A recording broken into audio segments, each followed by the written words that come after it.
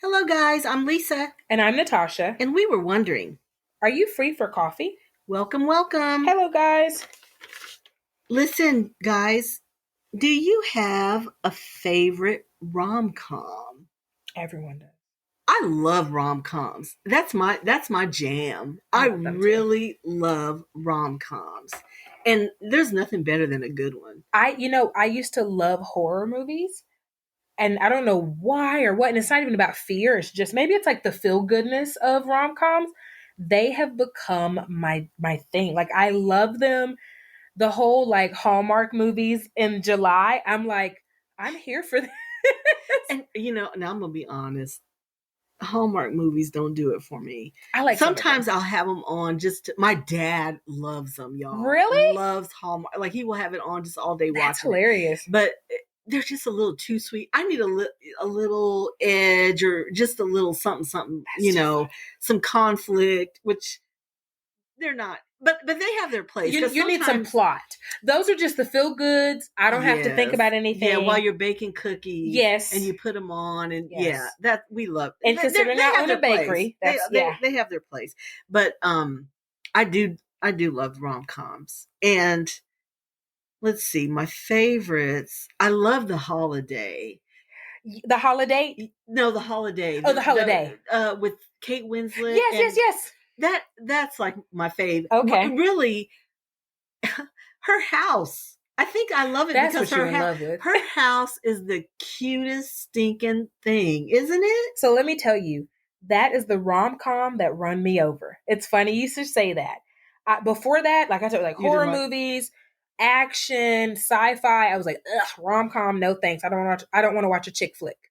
And I was actually going through my divorce when I watched it, and I just fell in love. Like I loved it's got all the feels. It had everything in it, and you could identify and kind of like identify with them and live vicariously. Yes. And I was like, this isn't this bad. I can't believe I'm saying this, but it isn't. And so that's one I love. It's not my favorite, but I do love it. That's one of my favorite. Well, let's see. And I love You've Got Mail, which surprisingly holds up really well. It's probably 20 years old. It is. And Pretty Woman, which holds up pretty well, even though it looks a little...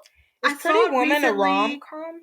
I guess it is. I think so. Yeah, it is. But, some of it's dated, but it's still... The plot holds up. Yes. The plot holds up.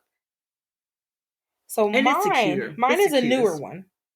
So mine came out in 2020. Oh. And we did not get to watch it for the holidays, but because I like rom-coms, I was like, it was one date night. I was like, do you want to watch that? And my husband's like, oh yeah. And it's on Hulu. It's called Happiest Season. So it's everything you want. There's the crazy aunt who like brings a new man every holiday, who's just, free-spirited. Who else is in it? I need familiar. You've probably seen it before. I need to look up the cast because I'm horrible. Okay. Kristen Stewart, Dan Levy, which I saw it. You saw, yeah, which I saw that. Dan Levy is my husband. When you said Kristen Stewart, yes, that is cute. But super cute. Yes, and he was the best friend. Yes. I loved it. Cute. It had every element. It had, I'm afraid to tell my parents, but turns out they're supportive. And the aunt was hilarious to me. Like she brought the whole batter Santa to this whole film. I loved it. Yeah, we really liked it. So that's one of my newer faves. I think maybe I feel sad I can always go to is 50 First Dates. But I love Adam Sandler. Yeah. And I love Drew Barrymore. So it was a perfect... They're so cute together. I wanted them to be together in real life. Cute, I know they're not, but anyway, so that's, 50 First Dates is my forever one. But my newest one that I really liked was Happiest Season. Yeah, that is super cute. Have you seen Crazy Rich Asians? Yes. Which is, in my opinion, it's a rom-com, isn't it? It is. Okay. It is. My husband loves... all caps, bold, and italics. He loves shouty caps. He loves Crazy Rich Asians. That it's very cute. It was really cute, super cute, and he's Henry Golding is a anti looker. Yes, he's not anti rom-com. Cute. But I mean, this is every date night. He's like, "You want to watch Crazy Rich Asians?" I was like, "No." I have some like that where you just he's there. It Hello, is. clock. I don't even think we should fix it at this point. No, it is what it is. It's a part of our. Well, at this age, I love Something's Gotta Give because that's age appropriate for me. With Diane Keaton. Oh, yes. Jack Nicholson. Is that a rom-com? It is. I guess it is. Ella Keanu Reeves. Yes. Who was one of our sexiest men alive. One of our boyfriends. One of our boyfriends. Past week. He's an ex-boyfriend. We've broken up now. Yeah. But that's a good one because it's age appropriate for me. I can relate. But I love Her House too. Y'all. I mean, I gotta. If I'm dating you, your house has to be right. That's fair. You know what? That's fair. That's fair. My environment is so important to me. So now, I'm just throwing out another. Now we have like 50, but another good one that was on Netflix. I don't know if you've seen it. It's called Always Be My Maybe.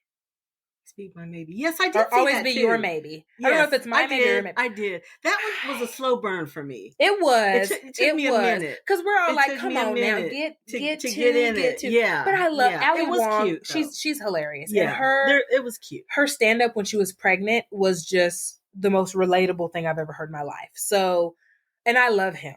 It was very realistic to me. It was so, and that's why I burned slow. Yeah, that's why I burned so slow because it was realistic. But they're so relatable. Yes, some of them you watch them. It's almost so whimsical. That ain't gonna happen. And then everybody, it's but like, that who are these people? That one could happen. Yeah, and they went to high school together. Blah blah blah. They used to be friends, and everything that happened. Whatever. Watch it. It's on Netflix.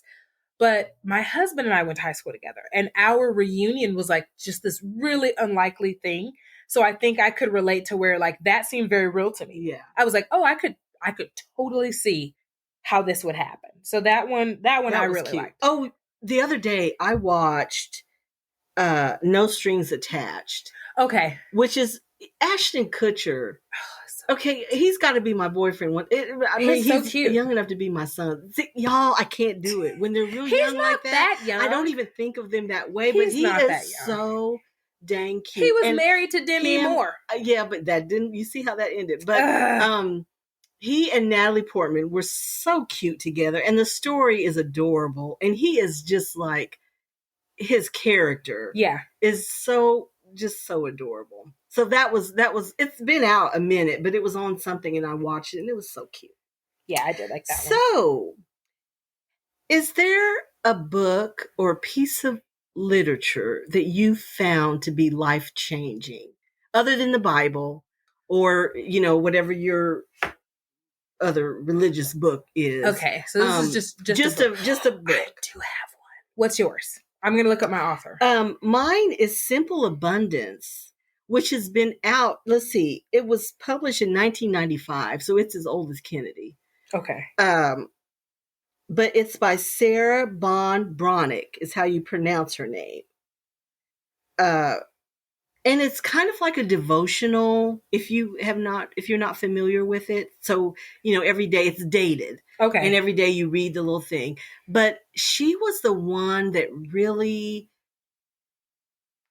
I think, started the whole gratitude thing. You remember when people started journaling about, 5 things you're grateful for. But she was doing this before it was cool. You're talking about 1990 something. Yeah, but that's what that book started that. Awesome. Kind of. Okay. But it's so you guys have to if you're not familiar with it, I would urge you to read it. I mean, it's a daily thing. So it's not like you can get it and just read through the whole thing. It's kind of a day by day thing. And each month has a theme. And there's a new version, which I do not have, but I want to get. So I guess a new and improved version.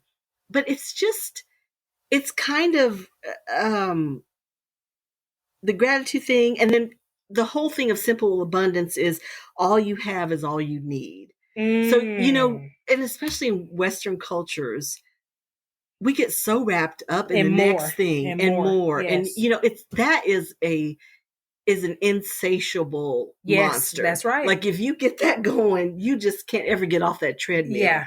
Like my son calls it the golden shackles. Ooh, like it's that's good.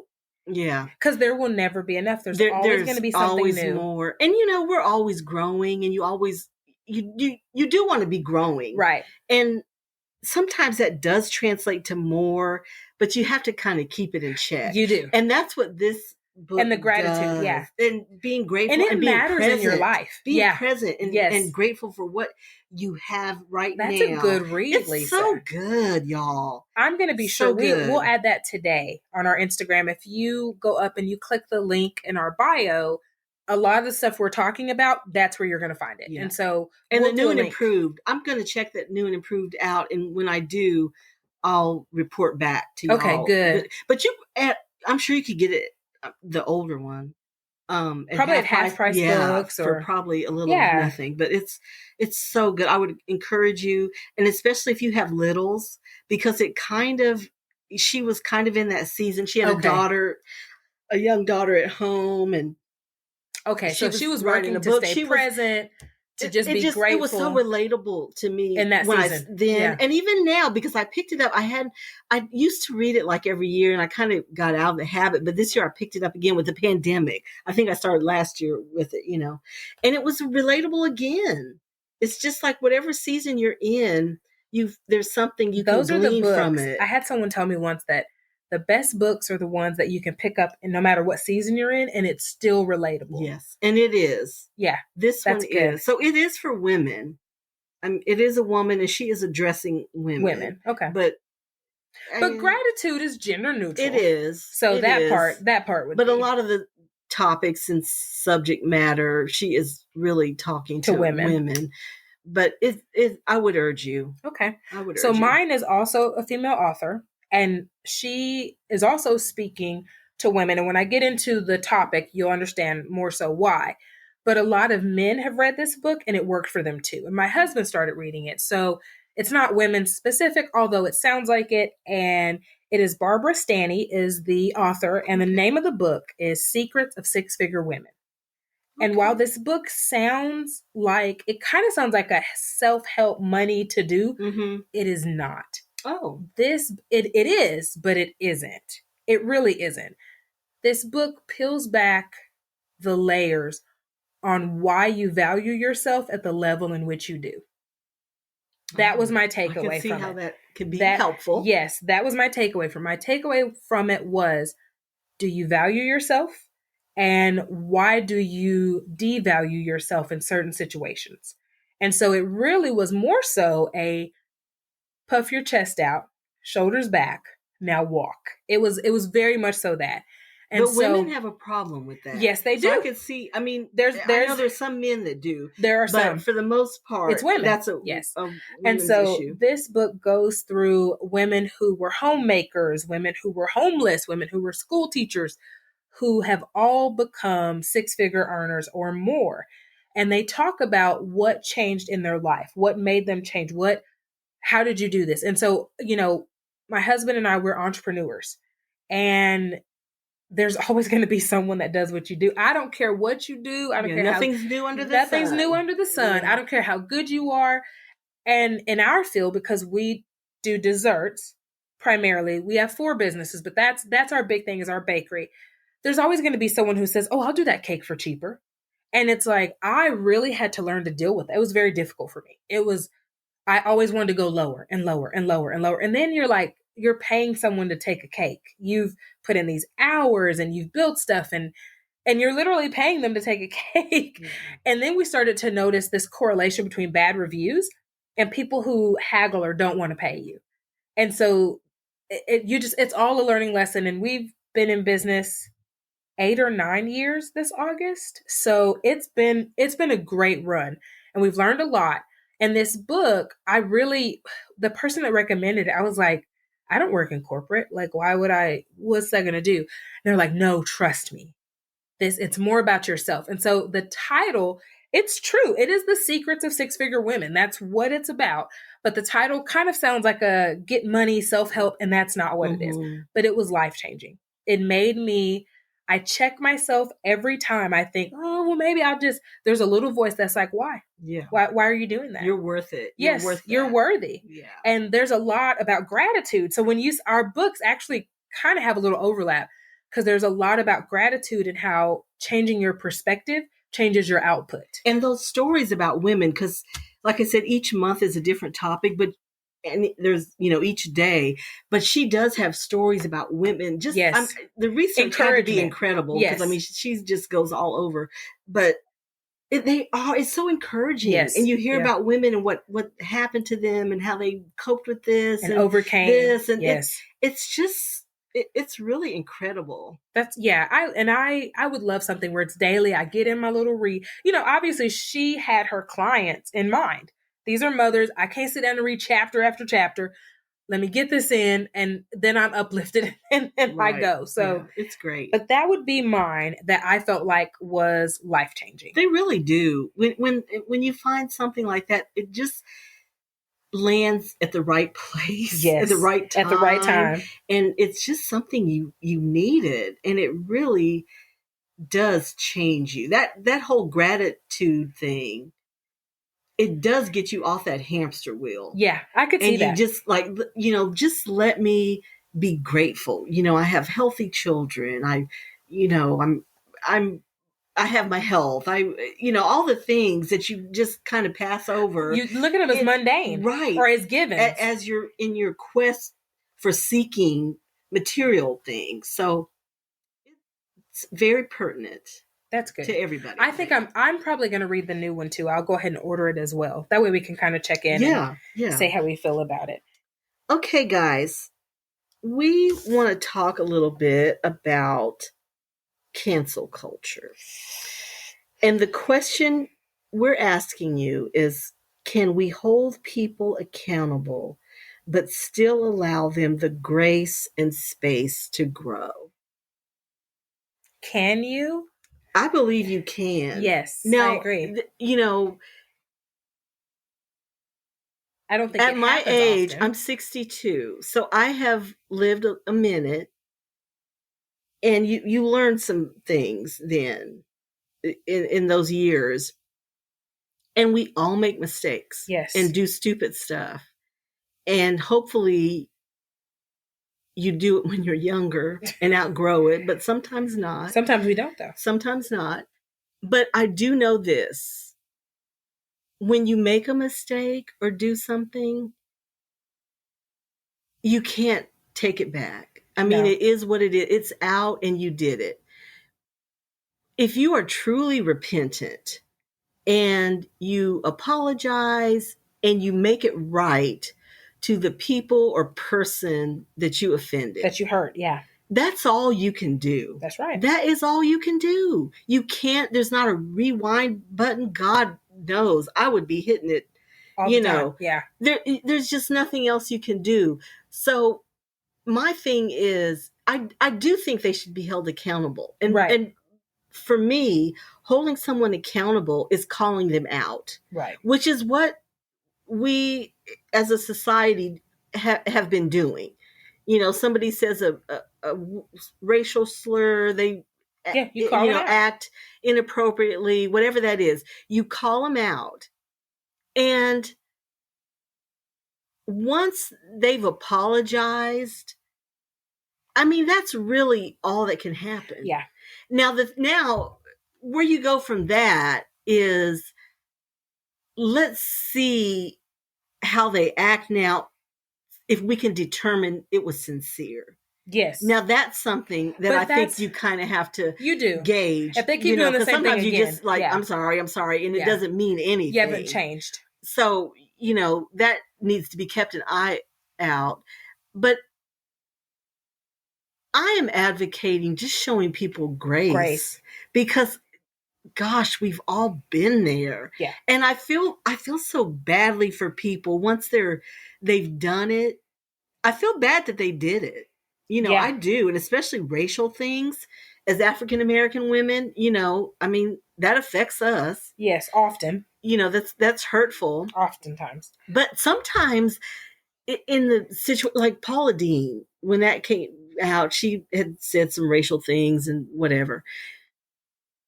Given her age, right, and where she grew up, I was like, so you're shocked? I didn't understand why people were shocked. Like, really? I would be shocked if she didn't. Right. Seriously, right. I would have been shocked if she didn't. Yes. The likelihood was it right? No. Now, see, my thing too is people need to own it. Just own it. Like Brett Kavanaugh, when he was when they were doing the hearings for him for Supreme Court justice, and he was accused of rolling up on a classmate. She was not accused of rape. He was accused of just, I guess you would call it assault, like grabbing her and just inappropriate behavior. Now, they were teenagers, I believe. When it happened. Okay. Now, he alleges that it did not happen, but then the victim alleges that it did. Right. My thing is, they were 17. Now, they are in my age group.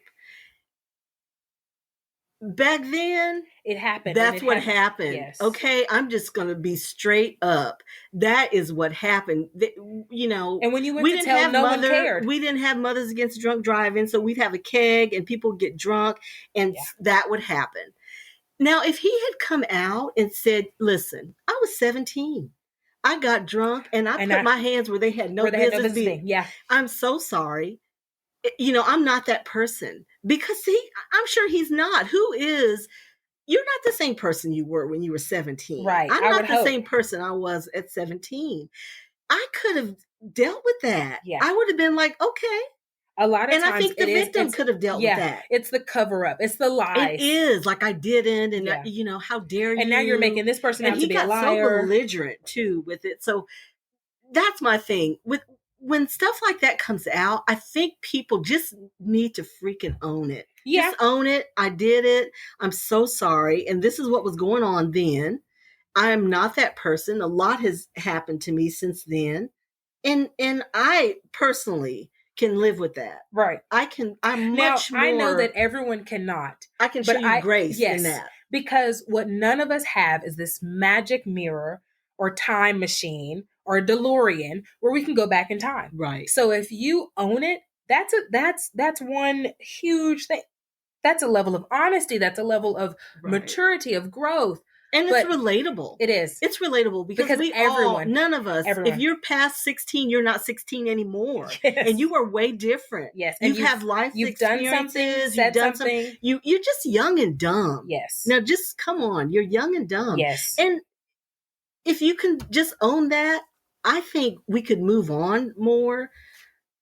I could. I definitely could. So, note to self and note to y'all, if something happens, and even, in your relationships with your kids, with your spouse, boyfriend, whatever, own it. When you mess up, just, I did it. I think a lot of the problem now is that social media is still news, right? And when you think about journalism and news syndicates, they live on sensationalizing whatever the topic is. True. And so there are a lot of things that we have done that are really right on par with what we're booing on the stage. But if someone had a chance to look into your life, you may have some bigger skeletons in your closet. Right. But it's so easy to deflect and look at like, oh my gosh, look at what they're doing. It's like, no, and that's another thing. People just mind their own damn business. Yeah. But that's another topic for another episode. But really, let's be honest. That's kind of reminds me of the gratitude element in the sense of when you're focused on gratitude, you're focusing on your own stuff. Right. I'm grateful for this in my life. And it helps you mind your own damn business. But when you're outwardly focused, which a lot of times I call it the spirit of comparison, that's very outwardly focused. And it just riles up a very negative part of all of us. And people can only do what they can do. I'm not saying you shouldn't be held accountable.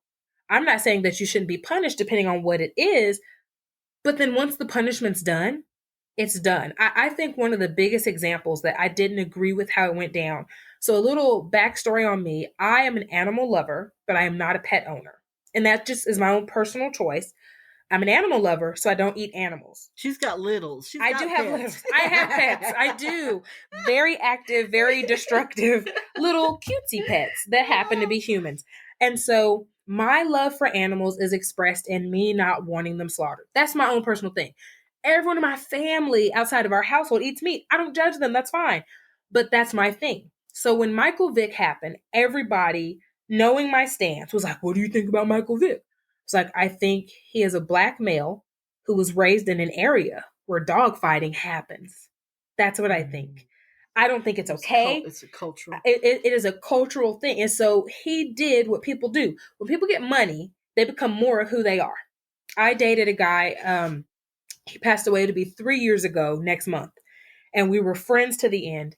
And he was actually getting looked at for the NFL. He was a huge guy, 6'7", 300 plus pounds. We were college sweethearts. And I remember crying one day. I was like, I don't want you to go to the NFL because you're going to be someone different. And he was like, what do you mean? He's like, let me tell you something. Assholes become bigger assholes when they get money. He was like, but good people just have more opportunity to be good people. He's like, whatever you are, money just amplifies it. So he was like, whatever I am now, money's just going to amplify. And I remember really sitting with that. And I was like, you're right. And so in the case of Michael Vick, when he got money, for some of y'all are not going to understand this term, but look it up. I'm sure it's on some Ebonics dictionary. He did more hood shit.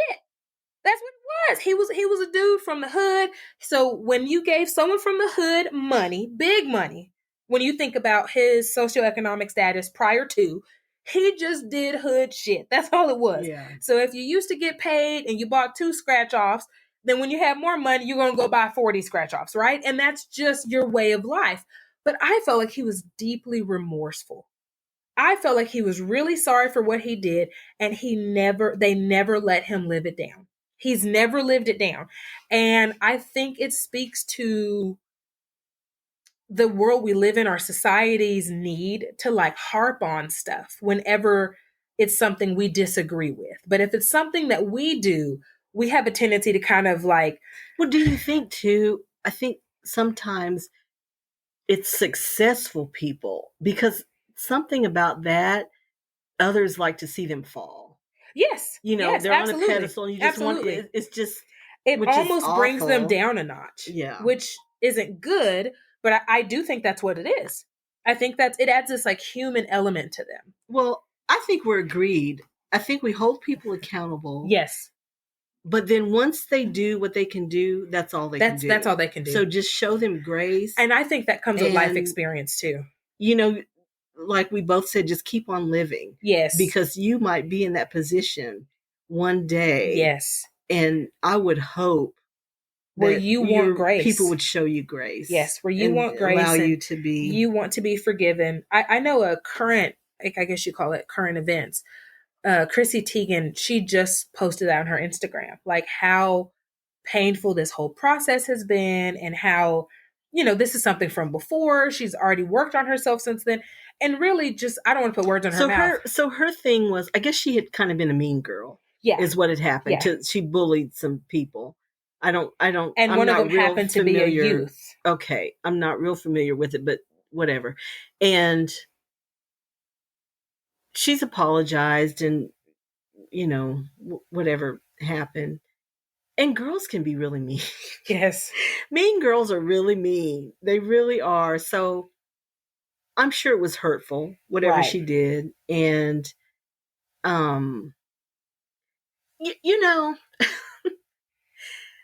like I used to tell my kids, sometimes when you're now, I'm not, this is not literal. This is circumstantial. Okay.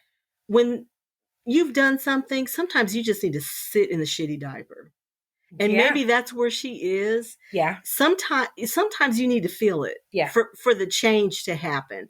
So I'm not saying don't show her grace, but she'll get there. But right now, I think she's feeling the feels. Yeah. And you need to, because that's where empathy comes. That's where that's where you can get out of the mean girl thing. Yeah. Because you've had some stuff happen to you, and once you sit in a shitty diaper, you don't want to do it anymore. You don't ever want to return to it. So there's a place for that. Just sit in it and just feel it for a minute. Yeah. And for some people, that's it. It's not that we're not showing them grace. That's part of the accountability. Like, you did it, and you need to feel it. Right. You need to feel it. Right. So that you don't ever want to be in that position again. Yeah, I agree with that. So there's some learning lesson in that. Yeah. And what is it? With greater something comes greater responsibility. And so I think that's where she is. Yes. Because she speaks out against a lot of, she's very, very blunt about her political views, about, and even about bullies. So then when someone can point out, hey, but you were a bully.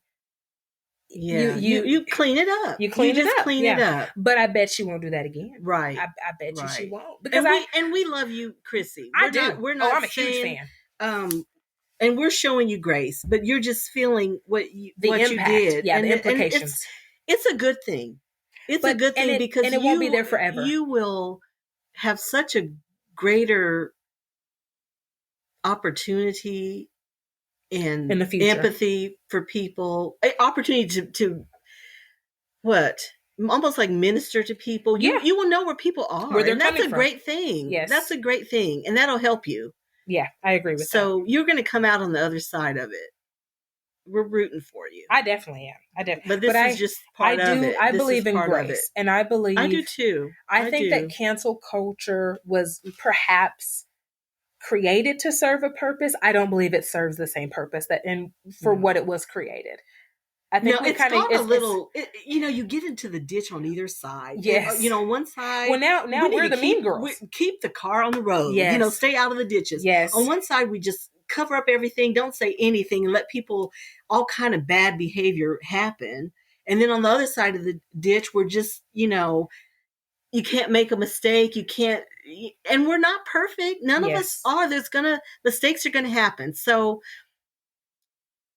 we are agreeing that we hold people accountable. And sometimes that means you're sitting where you are in the mess. You're sitting in the mess and you're feeling the mess.